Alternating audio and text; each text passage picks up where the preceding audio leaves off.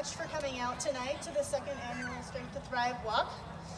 I'm really touched to see you all here, supporting this cause that's so extremely important and meaningful to me and so many others. I'm Sara Cobb. I'm a sibling and suicide loss survivor and the founder of mygriefconnection.org, which is a growing online grief community and hub of grief support resources.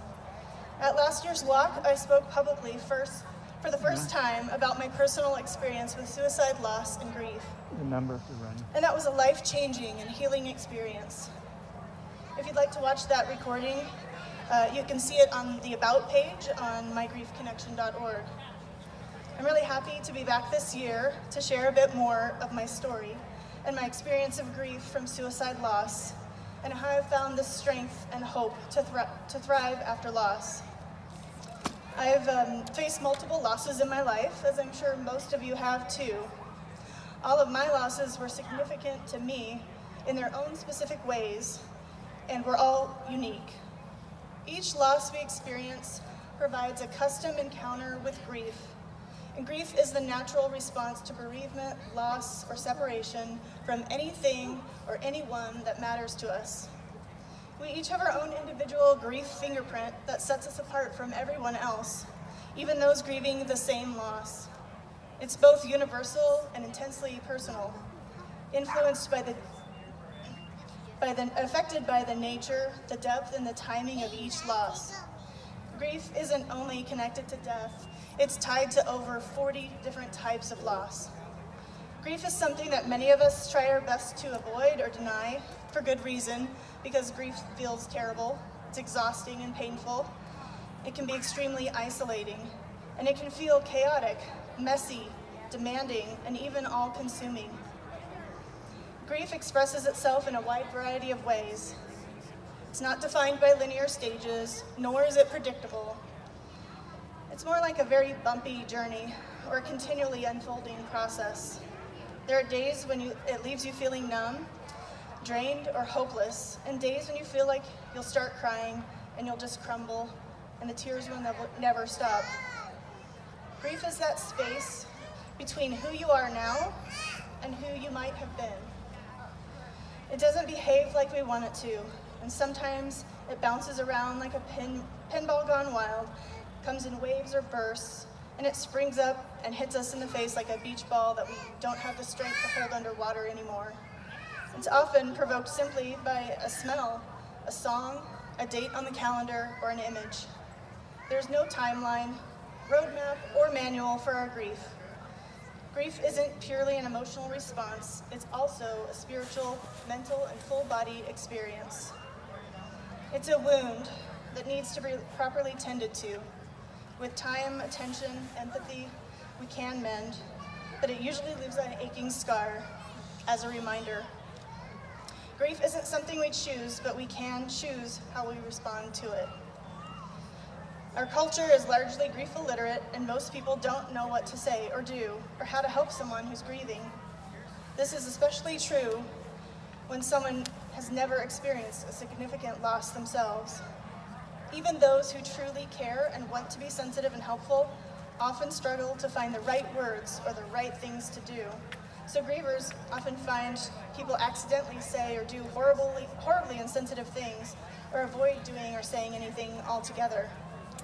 Both situations can add to our pain.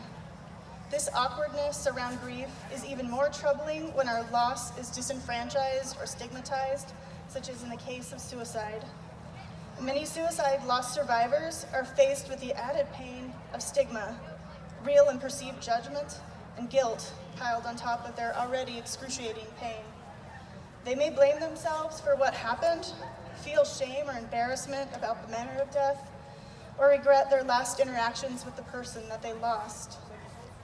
Nobody expects that they will be touched directly by suicide until it happens to them. I know I didn't think that it could happen to me or to my family until it did. The way I've just described grief is just a sliver of how I felt when my brother died by suicide 27 months ago. My big brother Sky was and still is a hero to me, regardless of how he died. He was my protector, my wise advisor,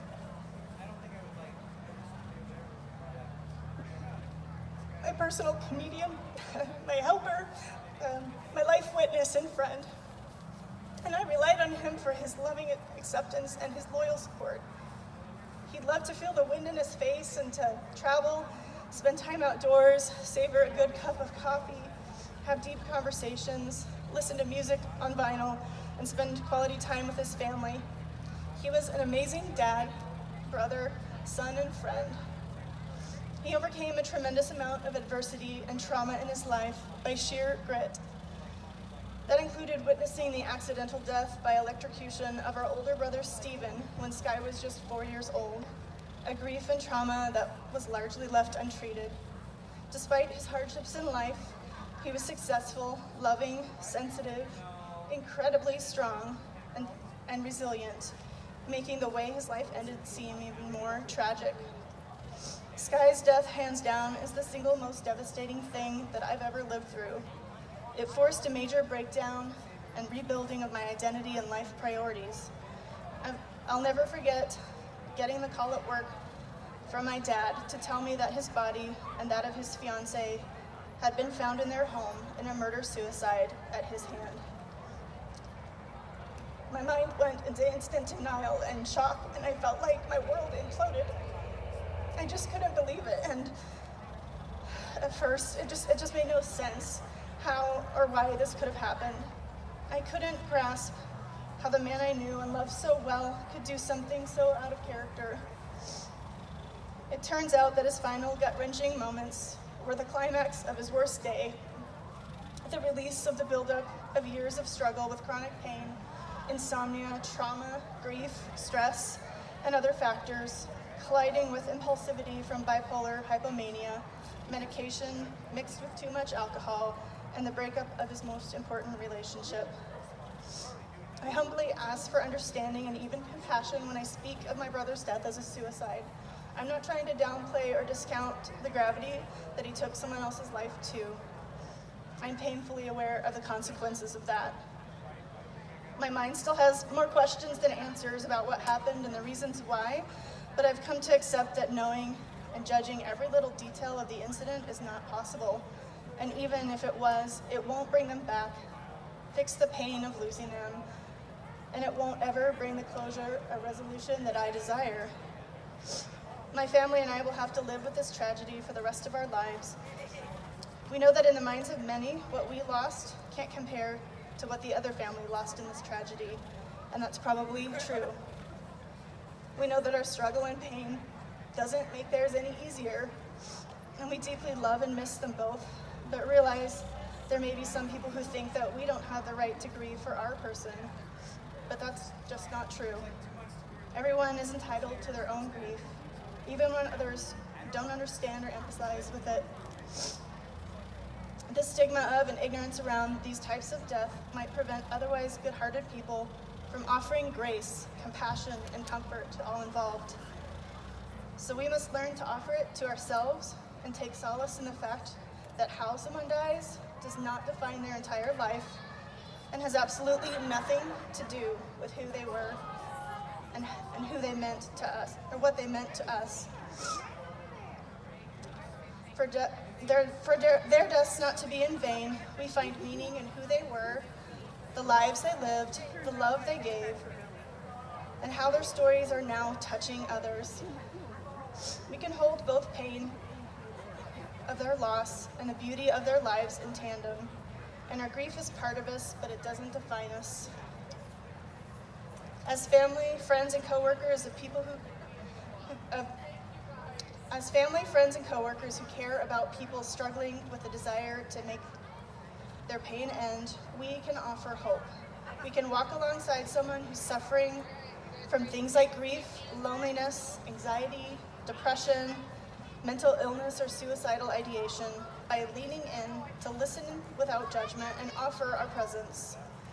We can ask questions to understand what life is like from their perspective. We can ask about their pain and how to best serve and support them. We can keep engaging, including, showing up, praying, and empathizing. We can educate ourselves about triggering events and warning signs of distress. And we can ask them if they have the intent, means, or plans to end their lives, connect them to professional mental health, and remove their means and support them in developing a safety plan. We can equip ourselves before crisis hits with knowledge and tools so we can respond from a place of advocacy and compassion. After my brother's death, I struggled to find a counselor, local support groups, articles, podcasts, crisis help, events, to help me get through those early days of coping with loss. And I soon realized that others must be having a hard time finding these things too. So I started creating a solution.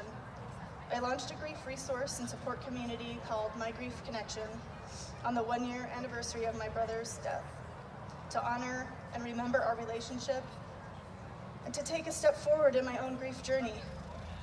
It allowed me to create a curated list of current reliable resources and tools that have helped me in my healing process move forward and make it easier for other grievers to connect to grief resources and find community.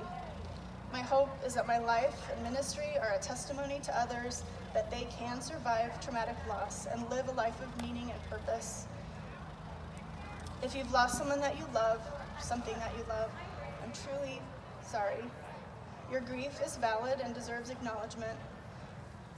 If you could use some support, I hope that you'll visit and share mygriefconnection.org with anyone you know who may need it. I urge you to show yourself compassion and give yourself the permission, grace, and space to grieve in your own way and at your own pace. Seek help and companionship along the way because grieving is challenging work, but it's more manageable when we don't do it alone. Healing really is possible with help, faith, and hope. I have a free grief resource guide that I'd love to gift to you and to anyone who wants it. Just reach out to me by email or direct message and I'll send you that free download right away. I have business cards, so come find me and I'll give you one of my cards so you can reach out to me. I'll be here all night, so if you have any questions for me or you just want to walk and talk for a bit, please don't hesitate to come find me. I'd love to hear your story too. And thanks for listening to mine.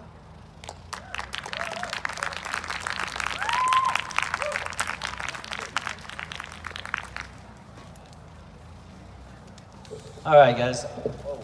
Hey, give it up for Sara Cobb once again. Like I said, man, it's one thing when there's suicide. It's another thing when there's other aspects that all affect.